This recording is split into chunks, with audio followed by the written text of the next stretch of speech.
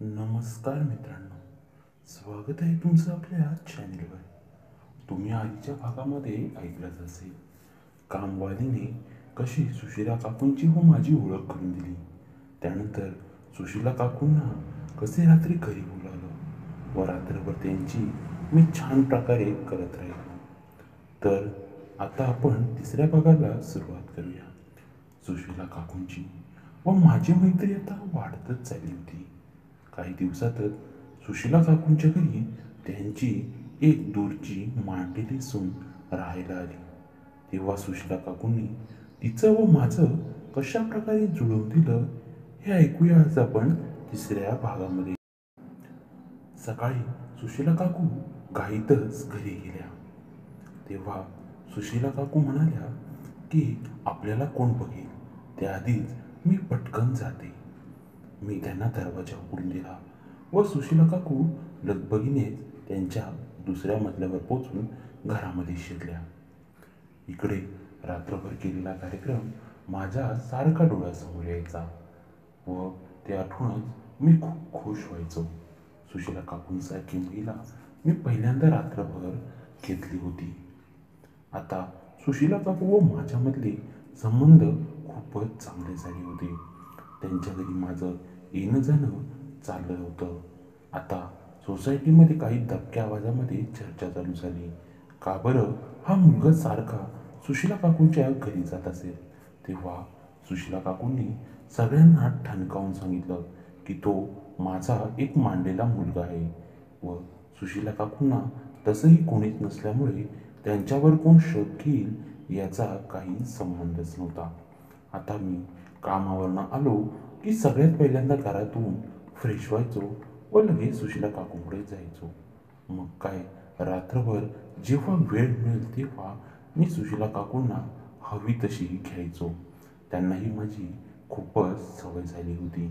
त्यातल्या त्यात त्यांचं वय होत चाललं होतं, त्यामुळे त्यांच्यातील ते करण्याची इच्छा अजून वाढतच होती व मी वयात आलो होतो त्यामुळे माझी सुद्धा इच्छा वाढतच होती. दोघे आम्ही एकमेकाला एक समानच मिळालो होतो. एक दिवस सुशिला काकूंनी मला सांगितलं, अरे माझं एक काम करशील का? माझी एक लांबची मानलेली सून येणार आहे, तू तिला घ्यायला स्टेशनवर जा. मी लगेच होकार दिला, कारण मी त्यांच्या कोणत्याच कामाला कधी नकार देत नव्हतो. मलाही सुट्टी असल्यामुळे मी गाडी घेऊन निघालो.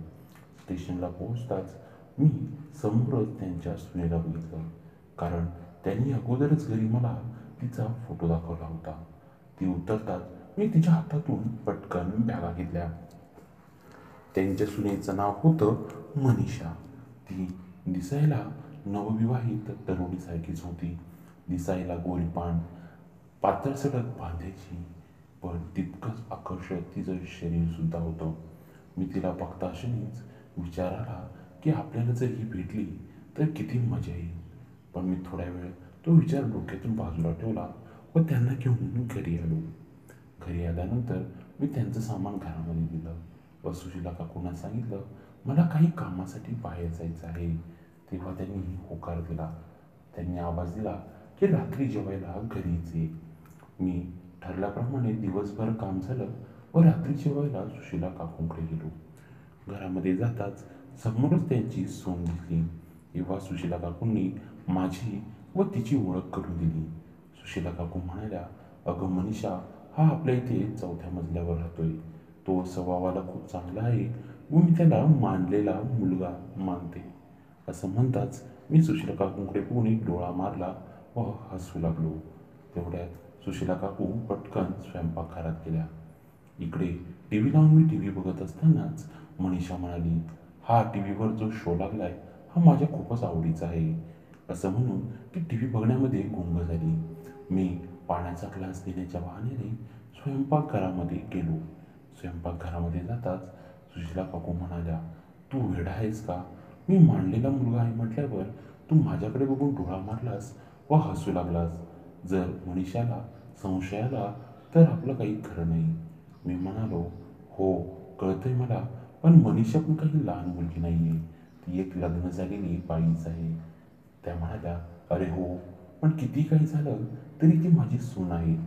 ते म्हणजे मी तुमचा मुलगा व ती तुमची सून म्हणजे ती माझी बायकोच झाली ना. असं म्हणताच काकूंनी माझ्याकडे हसतच व रागात बघितलं. त्या म्हणाल्या, जा जाऊन तू तिच्यासोबत हॉलमध्ये बस, मी आपल्याला जेवण घेऊन येते. असं म्हणताच मी सोफ्यावर येऊन बसलो व मनीषासोबत टी व्ही बघू लागलो. थोड्या वेळात काकू आमच्या तिघांसाठी जेवण घेऊन आल्या. आम्ही तिघेही जेवण करतच होतो. जेवण करत असताना मनीषा जेव्हा पाणी द्यायला खाली वाकली तेव्हा तिची संपूर्ण गल्ली मला मोकळी दिसली व त्याच्यातून जे बघताच माझा इकडे चांगलीच हालत खराब झाली. काय करावं कळत नव्हतं व हीच माझी गोष्ट सुशीला काकूंनी अचूक घेरली. जेव्हा मनीषा उठून किचनमध्ये गेली तेव्हा सुशीला काकू म्हणाल्या, तू असलं काहीही करणार नाहीस हे लक्षात ठेव.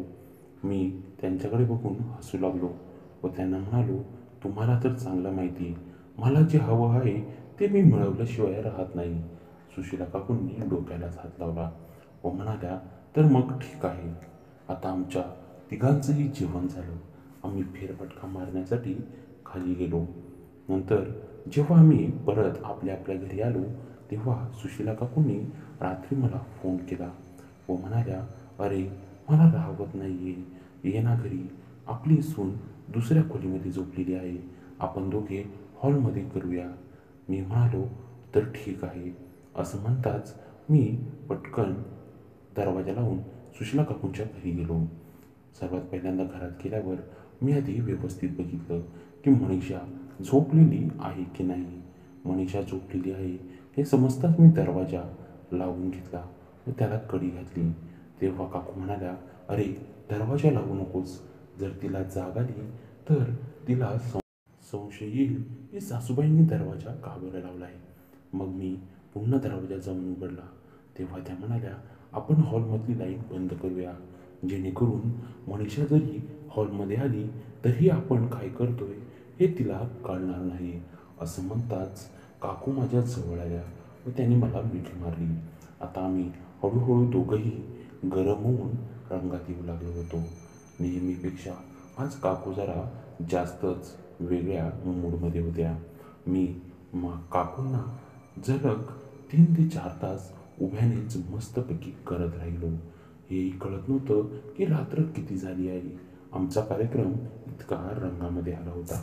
तेव्हा मी हळूच काकूंच्या कानात म्हणालो, काकू तुमची सून पण दिसायला काही कमी नाही, जर मला भेटली तर किती मजा येईल ना. तेव्हा काकू म्हणाल्या, हो रे कळते मला, बघू मी तुझ्या काहीसाठी काहीतरी करते व मनीषाला तुझ्यासोबत करण्यासाठी मनवते. मी आता खूपच खुश झालो होतो.